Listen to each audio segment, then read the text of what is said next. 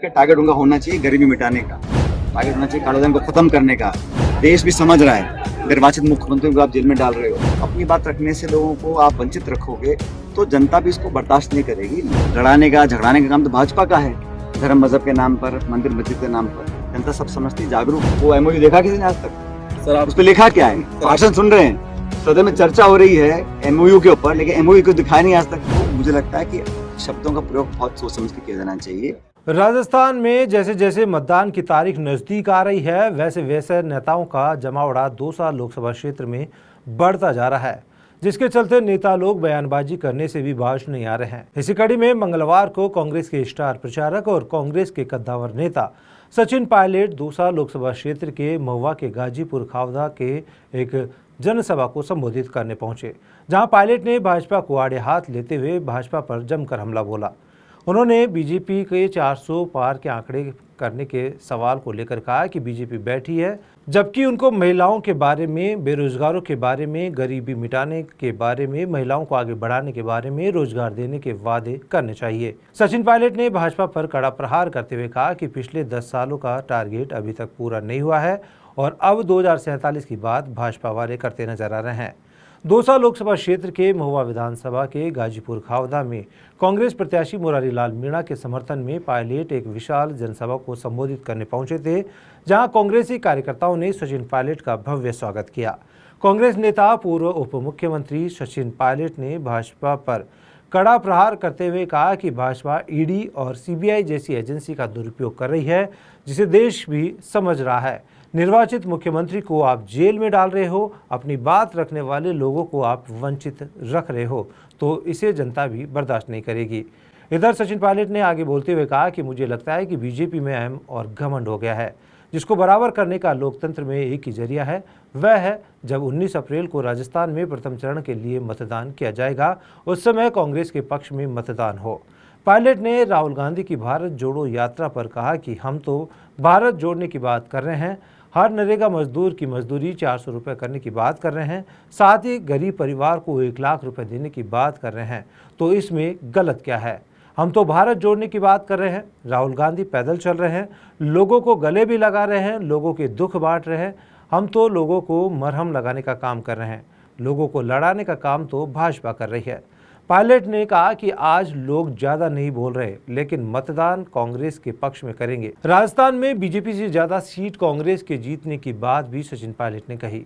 पत्रकारों के सवाल पर पायलट बोले, 10 साल से सरकार बीजेपी की थी तो प्रोजेक्ट को लटका के रखा है, तो जब सरकार बदलेगी तो करेंगे। यह तो बीजेपी की पक्षपात वाली नीति है। आज तक भी ईआरसीपी की नीति का खुलासा नहीं हुआ है।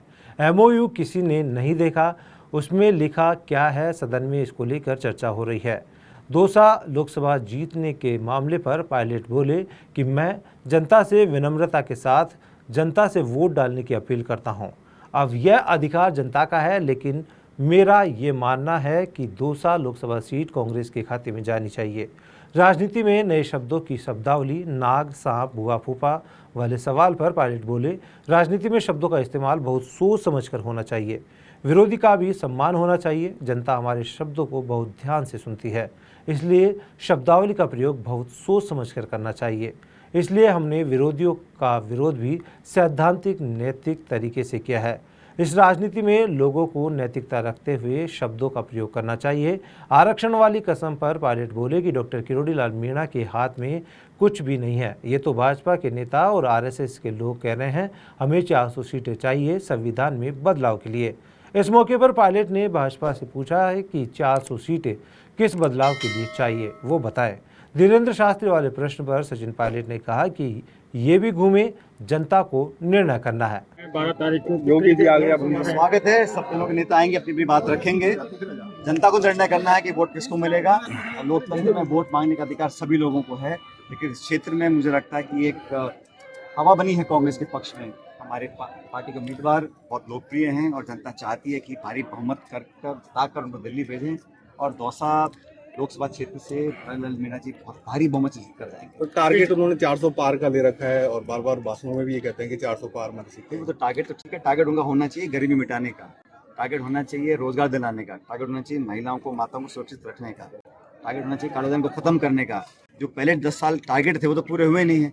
अब नए टारगेट आ रहे हैं 2047 का और फलाना और बाकी बातें। इन बातों में कोई दम नहीं है।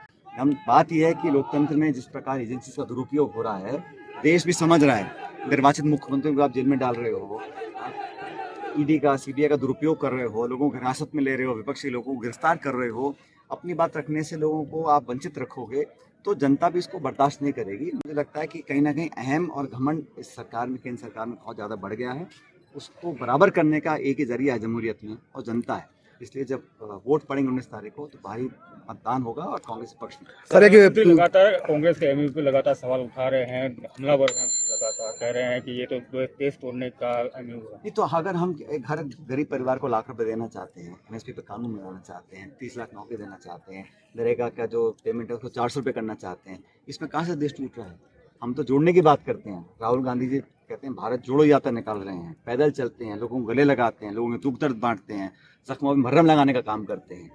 बल्कि लड़ाने का झगड़ाने का काम तो भाजपा का है, धर्म मजहब के नाम पर, मंदिर मस्जिद के नाम पर। जनता सब समझती, जागरूक है। और आप आज लोग ज़्यादा नहीं बोल रहे होंगे, लेकिन अपनी बात को वो मतदान के माध्यम से प्रश्न सर 25 सीटों का आप राजस्थान में क्या बीजेपी से ज़्यादा सीट कांग्रेस पार्टी जीती। सर पूर्व मंत्री का बयान है, लगातार बीजेपी हमलावर है कि हम काम कर रहे हैं, कांग्रेस ने सिर्फ जनता को बेवकूफ बनाया है। तो 10 साल सरकार आपकी थी, लटका के क्यों रखा प्रोजेक्ट को? और जब सरकार बदलेगी तब करेंगे। तो ये तो पक्षपात है ना। ये तो सरकार का रंग देख के, अगर हमारी सरकार बनेगी तो हम साइन करेंगे, नहीं तो नहीं करेंगे। आज तक खुलासा नहीं हुआ, मेरे को पता नहीं आरसीपी का सब बोल रहे हैं। वो एमओयू देखा किसी ने आज तक? सर आप उस पर लिखा क्या है? भाषण सुन रहे हैं, सदन में चर्चा हो रही है एमओयू के ऊपर, लेकिन एमओयू कुछ दिखाया नहीं आज तक। सर आप ACR साइन करेगी 200 सीट?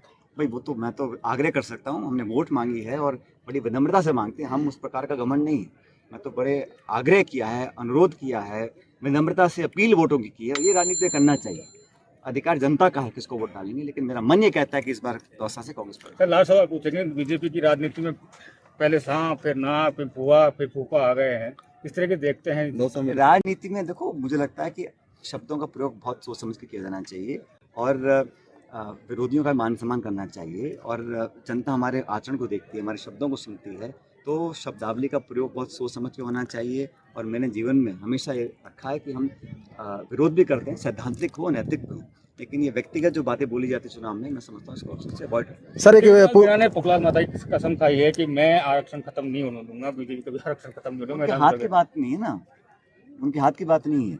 उनके जो नेता बोलते हैं, भाजपा के बड़े बड़े नेता, आरएसएस के नेता बोलते हैं, और उनके नेता कई बार कोर्ट पे बोल चुके हैं 400 सीट चाहिए क्योंकि हम बदलाव करना चाहते हैं। क्या बदलाव करना चाहते हैं वो बताएं। वो सर धीरेन्द्र शास्त्री भी आजकल घूम रहे हैं जोधपुर, बाड़मेर। तो घूमे ना, मैं कह रहा हूँ अंत में जनता को निर्णय करना है।